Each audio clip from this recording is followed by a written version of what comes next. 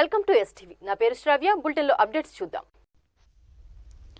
మహిళల కంట కన్నీరు మంచిది కాదు. క్రిస్మస్ కానుక కాకెత్తుకెళ్లింది. ఇచ్చిన హామీకి తిలోదకాలిచ్చేశారు. ఇక మా పోరాటం దూకుడే అంటూ నెల్లూరు జిల్లా ఇందుకూరుపేట మండల అంగన్వాడీలు ప్రభుత్వానికి హెచ్చరిక చేశారు.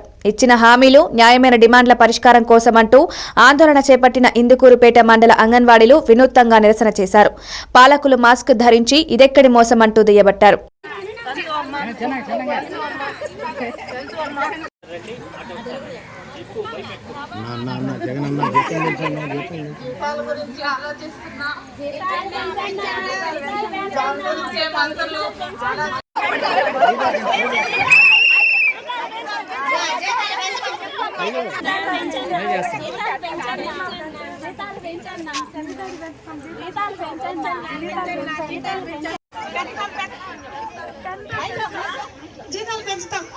సిఐటియు నాయకులు అజయ్ కుమార్ మాట్లాడుతూ ఇక పోరాటం జోరు పెరుగుతుందని హెచ్చరించారు.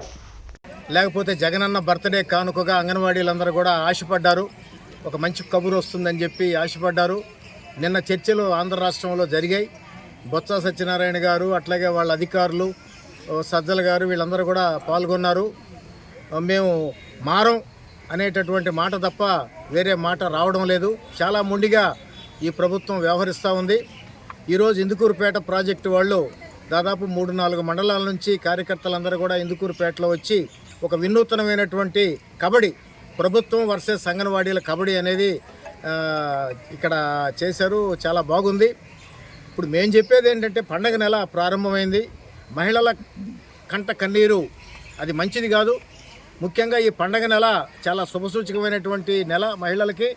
మరి పండగలన్నీ కూడా పక్కన పెట్టి వాళ్ళ న్యాయమైన హక్కుల కోసం ఏదైతే మీరు ఎన్నికల సందర్భంగా వాగ్దానం చేశారో ఆ జీతం తెలంగాణ కన్నా పెంచుతామనేటటువంటి మాటకి కట్టుబడి మరి మాట తప్పను మిడిమ తిప్పను అనేటటువంటి జగనన్న మమ్మల్ని ఖచ్చితంగా ఆదుకుంటాడు అనేటటువంటి నమ్మకంతో మరి వాళ్ళ కుటుంబాలకు దూరంగా ఇప్పుడు ఈ పండగ నెలలో వచ్చి మరి ఇంతమంది 100 మంది ఈ కార్యక్రమం చేయడం అనేది జగన్మోహన్ రెడ్డి గారు ఆలోచించాలా. ఇప్పటికి 16 రోజుల నుంచి సమ్మె చేస్తున్నాం. ఈ 16 రోజుల నుంచి ఎంతో కష్టపడి ఎంతో దూరాల నుంచి వచ్చి సమ్మెలో పాల్గొంటున్నాం. జగన్ సారు జీతాలు మాత్రం అడగొద్దు, మిగతా డిమాండ్స్ నెరవేరుస్తామంటున్నారు. కానీ బతకడానికి జీవనాధారం జీతమే కదండి. జీతం లేకపోతే ఎలాగా? సుప్రీంకోర్టు తీర్పు ప్రకారం 26,000 చెప్పారు. గ్రాట్యుటీ అమలు చేయమన్నారు. మేము ముఖ్య డిమాండ్స్ ఈ రెండే అడుగుతున్నాము. మిగతా అన్నీ మాకు పెద్ద ముఖ్యమైనవి కాదు.